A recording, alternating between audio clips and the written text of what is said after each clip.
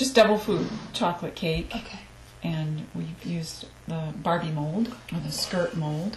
Make sure you take shortening, put it all over your pan, dust it with flour so that your cake won't stick. And then you want to whip up your frosting. Decorator's icing, a third cup of water in a small pan on the stove, 3/4 cup of sugar. Mix that together, you put it on medium heat, and you let it boil, but you watch it carefully. You stir it with a fork, you boil it until it's clear. Today I used almond flavoring.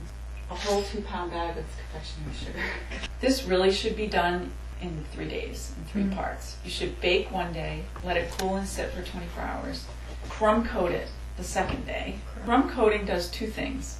It holds your crumbs in so that they don't get into your final product. And it also keeps moisture in the cake. It acts as a seal. Frost and decorate it the 3rd day.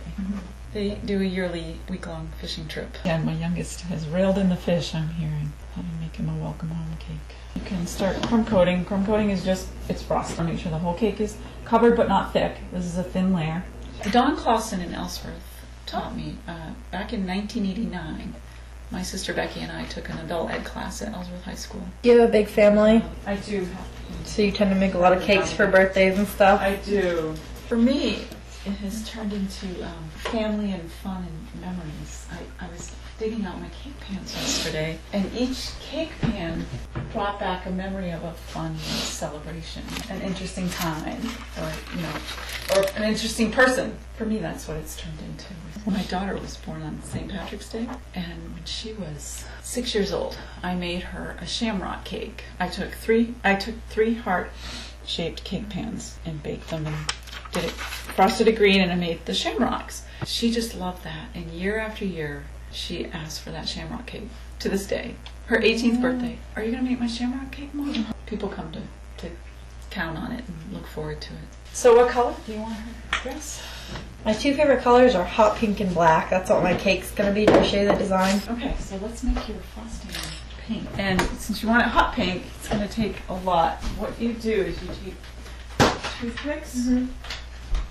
And in this case, though, since we want a lot, I might use a butter knife.